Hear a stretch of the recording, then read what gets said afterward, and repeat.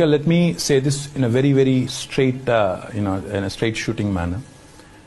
In an ideal world, politics should only happen in the last 6 months. In an ideal world, unfortunately, now the party that runs government of India is in a 24/7 election mode, which we all know.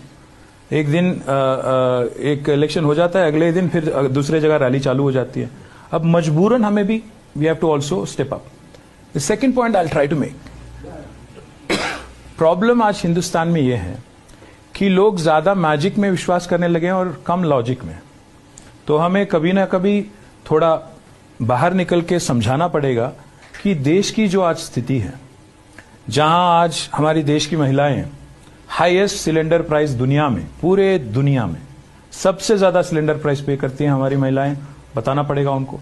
हमारे युवा जिनको आज unemployment नहीं मिलते, और NSSO की figure से, मेरे नहीं, हाईएस्ट अनएम्प्लॉयमेंट है, उसको भी, उसके बारे में भी चर्चा करना पड़ेगा, बताना पड़ेगा लोगों को. और हाईएस्ट इन्फ्लेशन है 30 इयर्स में, उसके बारे में बात करना होगा.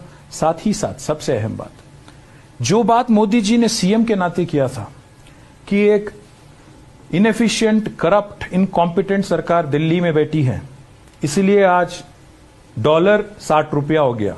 आज हम पूछना चाहते हैं, लोगों को बताना चाहते हैं, अगर एक इनएफिशिएंट, करप्ट और इनकॉम्पिटेंट गवर्नमेंट तब चला रही थी और इसीलिए 60 हो गया, आज 83 हो गया, पता नहीं 100 भी, जरूर सेंचुरी तो मारेंगे मोदी जी, पक्का है, मुझे तो यकीन है.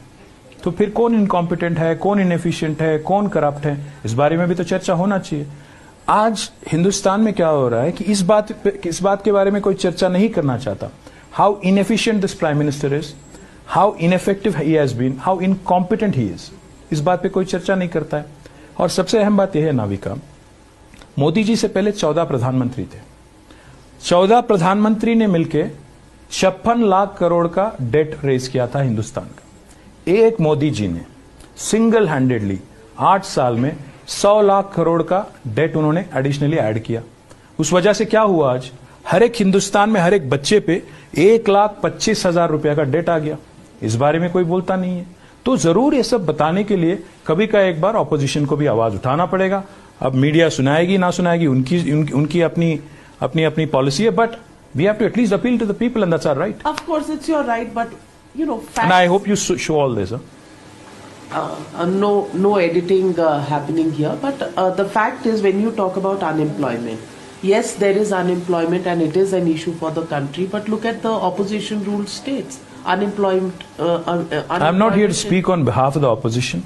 I'm only here to speak on behalf of Telangana, where we have performed and outperformed the rest of the country. Then when you're talking about cylinder prices, there is an Ujjwala Yojana which takes care of gas cylinders. I'm sorry to burst your bubble, but the point is, the Ujjwala Yojana has been a disaster. It helped Modi ji win one election. Today, the same ladies who have taken the cylinder from Modi ji, in fact, you can go back and look in YouTube. The same lady who got a cylinder in Uttar Pradesh from Modi ji is now अपना cooking तो कर रही हो, अपना क्या बोलते हैं उसको, लकड़ी के जरिए, they're doing it that way. So the point is, inflation. Madam, UPA government saw double-digit inflation. Today, the WPI is at about 5.7 odd. Whatever jugglery anybody does, the fact is the highest inflation in the last 30 years is under Prime Minister Modi. Highest unemployment in the last 45 years is under Prime Minister Modi. Highest cylinder price in the world is India. Highest devaluation of currency is the worst performing currency in Asia. Asia is rupee. And who's responsible for this?